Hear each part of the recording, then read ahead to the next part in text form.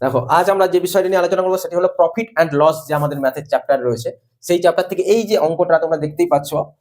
এই টাইপটা বারে বারে প্রত্যেকটা পরীক্ষাতেই, প্রত্যেকটা কম্পিটিটিভ পরীক্ষাতে এসে থাকে। তাহলে তোমরা কিভাবে করবে দেখো, the selling price, selling price মানে কি, শর্টে আমরা এসপি বলি, অফ 32, তাহলে এখানে লিখবো SP of 32 item is equal to, তাহলে এটা এখানে কি লিখবো, এই যে is equal to cost price, cost প্রাইসকে শর্টে কি লিখি, সিপি, সিপি লিখি, তাহলে কি লিখবো, কস্ট প্রাইস সিপি অফ, এই যে অফ বলেছে 38, find the profit percentage, profit percentage তোমায় বের করতে হবে। দেখো ম্যাথের মধ্যেই কিন্তু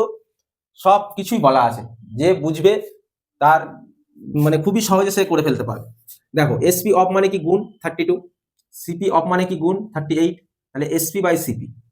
তাহলে কত 38/32, তাহলে কর্নার বরাবর করে দেখবো উপরের লাইনের সাথে আগের লাইনের সাথে মিলছে কিনা, যদি মেলে তাহলে ভাববে আমার বসানো ঠিক আছে 30। এবার কাটাকুটি করো, 2 19 দুগুণ 38, 2 16 দুগুণ 32, তাহলে SP by CP equal to 19/16 হয়ে গেল। তাহলে আমি জিনিসটা দেখো 16 টাকায় কিনে 19 টাকায় বিক্রি করেছি,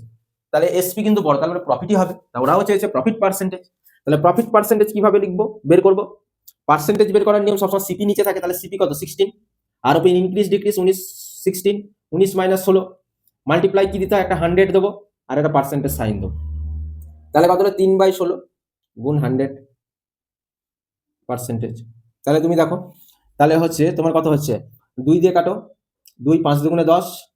50, 2 8 দুগুণে 16, আবার দেখো 2 দিয়ে কাটো, 25 দুগুণে 50, 2 4 দুগুণে, আর কাটাকুটি আছে 3 25 কত হয় 75/4, তাহলে এটা যদি করি দেখো আমার অ্যান্সার কিন্তু পয়েন্টে আছে, তোমার করতে হবে 75 75, 4 দুগুণে 8, 4 1 4 35, 4 8 32,